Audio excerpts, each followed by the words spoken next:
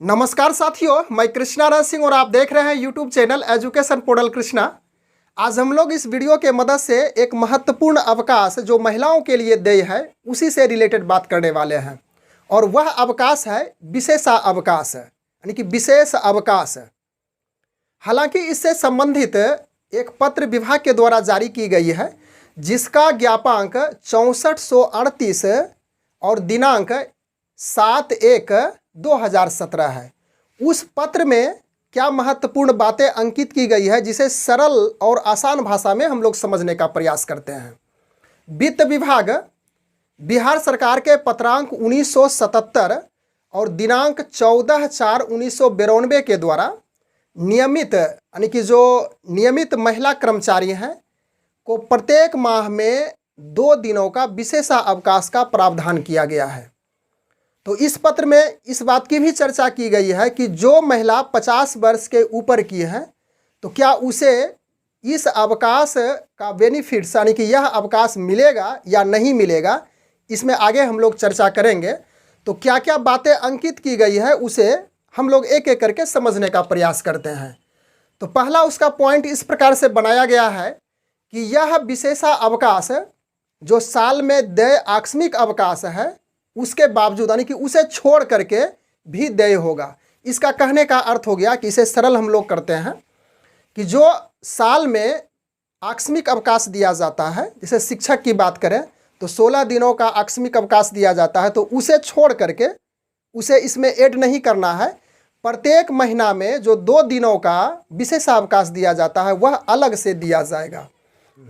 उसके बाद इसका अगला पॉइंट इस प्रकार से है कि यह छुट्टी, यह अवकाश प्रत्येक महीना में लगातार 2 दिनों के लिए एक ही बार वैलिड होगा।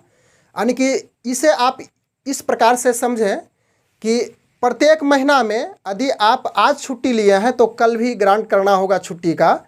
यानी कि यदि 15 तारीख की छुट्टी लिए हैं तो 16 को भी, यानी कंटिन्यू कहने का अर्थ हो गया कि लगातार 2 दिन आप महिला में छुट्टी ले सकते हैं और एक ही बार यह वैलिड होगा। उसके बाद उसमें और भी बातें इस प्रकार से अंकित की गई है कि इस अवकाश की स्वीकृति, यानी कि यह जो अवकाश है विशेषावकाश, इसकी स्वीकृति वही पदाधिकारी या तो वही प्रधान शिक्षक करेंगे जो आकस्मिक अवकाश की छुट्टी को स्वीकृत करते हैं। कहने का अर्थ हो गया कि जिस प्रकार से आप आकस्मिक अवकाश के लिए सपोज कीजिए कि प्रधानाध्यापक या प्रधान शिक्षक से स्वीकृत करवाते हैं, तो उसी प्रकार से जो यह विशेषावकाश है वही प्रधान शिक्षक या तो जो पदाधिकारी है उसी से स्वीकृत कराना होगा। उसके बाद अब यहाँ पे जो अगला पॉइंट है वह महत्वपूर्ण पॉइंट है, इस पे हम लोग विशेष रूप से चर्चा करेंगे कि यह विशेषावकाश, यानी कि यह जो विशेष अवकाश महिलाओं के लिए देय है तो उसमें स्पष्ट रूप से बताया गया है कि जिन महिला का उम्र 50 साल से ऊपर हो गया है, यानी कि 50 साल से जिन महिला की आयु ऊपर हो चुकी है उन महिलाओं के लिए यह विशेषावकाश नहीं देय होगा।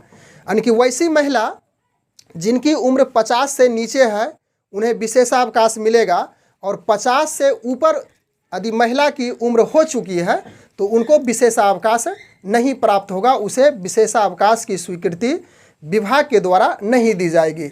तो यह इस पत्र में जो मेंशन किया गया है, जो कहा गया है, उसकी बातों को हम लोग यहाँ पे रखने का प्रयास किए और जानने का प्रयास किए। बस आज के वीडियो में इतनी ही चर्चा करने के लिए हम लोग उपस्थित हैं। Thanks for watching, goodbye. और वह जो पत्र है जिसे आप बगल में देख सकते हैं।